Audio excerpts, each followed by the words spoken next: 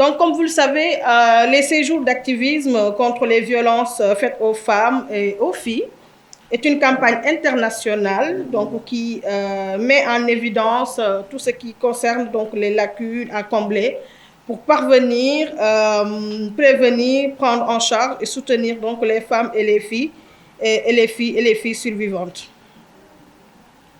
Alors, les séjours d'activisme contre les violences faites aux femmes, donc mettent en lumière les actions nécessaires pour prévenir toute forme de violence contre les femmes. Alors, cette année-ci, 2024, le thème retenu est « Face à la violence, une riposte collective ». Ce thème retenu donc, met l'accent sur le soutien individuel et sur la prise de responsabilité collective et structurelle.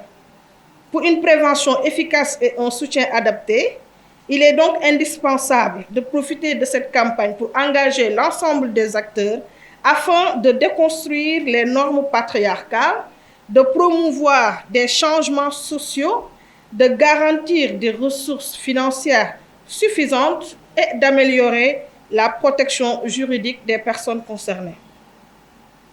Cependant, les séjours d'activisme ne doivent pas être une simple performance pour les institutions, ni servir de façade, car la situation des femmes et des filles ainsi que des enfants reste alarmante au Sénégal. Sur le terrain, toutes les associations constatent une augmentation inquiétante des cas de viol, de violences conjugales et de maltraitance envers les enfants.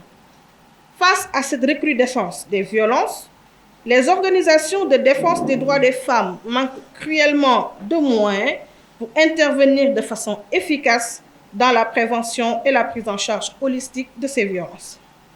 La criminalisation du viol en 2020 n'a pas produit les effets escomptés. Elle n'a ni dissuadé les violeurs, ni non plus empêché aux acteurs, ni conduit à des condamnations exemplaires. Désolée.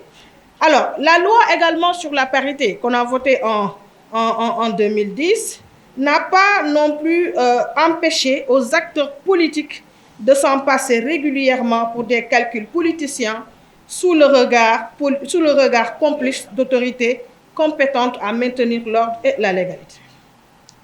L'édition 2024 de la campagne des séjours d'activisme contre les violences faites aux femmes se mobilise autour d'un thème fédérateur qui appelle aux initiatives collectives, à la mobilisation collective pour créer une riposte plus signifiante, intégrant ainsi toutes les parties prenantes.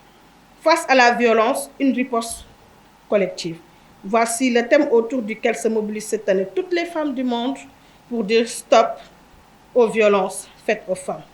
On ne peut terminer sans ne pas relater deux faits qui sont essentiels, qui se passent actuellement au Sénégal. Il s'agit tout simplement de l'affaire Dieynaba Ndiaye, jeune mariée, victime de violences conjugales, aujourd'hui emprisonnée alors qu'elle devait être protégée. Une enfant de 9 ans, enceinte de 4 à 6 mois, suite à des viols répétitifs, est contrainte de poursuivre une grossesse.